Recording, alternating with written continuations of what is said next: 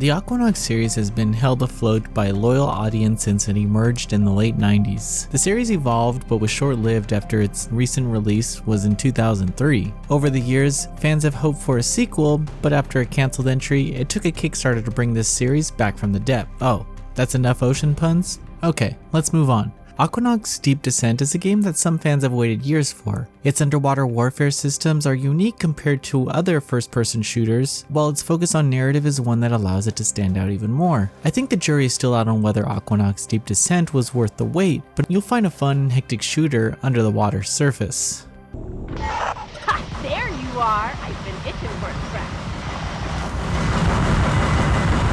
Aquanox Deep Descent begins with 4 individuals who are awoken from cryogenic sleep and instructed to pretty much go on a search mission. The Earth's surface is uninhabitable and the humans have built underwater stations to survive. Even in this new world, there are still confrontations and laws that must be upheld. The crew has been asleep for many years, but they seem to settle in fine with the friendly humans that they meet. You'll learn about technology and politics as you make your way through the narrative. The story is decent and gives you reasons for why you are sent on these missions, and each character you meet has their own opinions about the situation. However, everything is pretty linear and the player really doesn't have much say in which side they help. While visiting ports, it's possible to speak to other crew members to learn more, but nothing was really beneficial. There are times where my character would even bring up others that they haven't even spoken to yet, which made these optional interactions flimsy and unnecessary to the core story. A lot of what Aquanox Deep Descent does well is found in the exploration segments where you navigate vast underwater valleys and caves. The team did a great job of setting up the atmosphere and provided a sense of claustrophobia as you made your way around in a sub. Another immersive feature is the hub itself, which changes depending on which ship you're using. These are really clean and relay any bits of information that you have about your current ammo capacity, items, or situation at hand. Another great feature is the voiceover work and random little audio bits that occur during the game. All of the dialogue is voiced, making it easier to understand some of the heavier story moments. I liked how the enemies would sound off in your intercom when they spotted you. It's just a small little thing that happens, but it makes sense, and some of the things they say are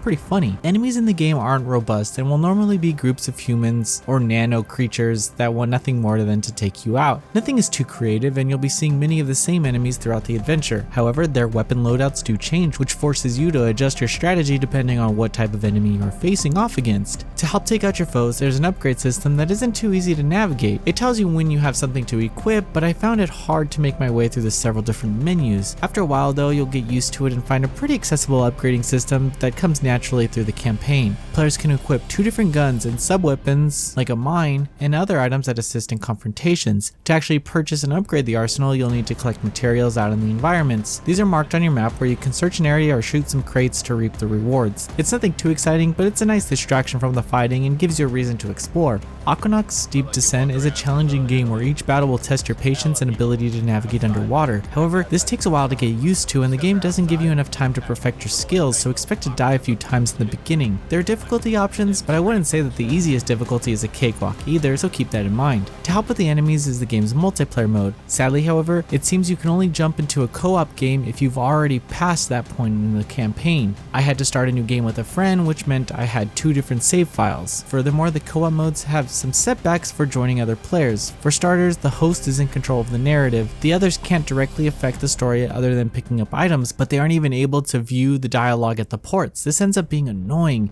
especially if you and your friends try to play through the entire campaign together. A veteran communications expert, your conscience lost you everything after you refused to fire on civilian targets.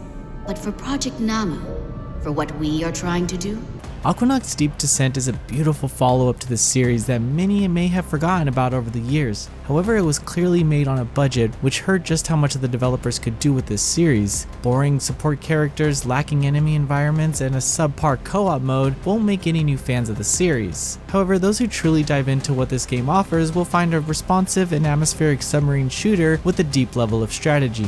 Noisy Pixel is giving Aquanox Deep Descent a 6.5 out of 10. Thank you for watching. Please read the full review at noisypixel.net. Noisy Pixel is run by a group of gamers who work hard to deliver news, reviews, previews, and more. Please subscribe to keep up with all our future content.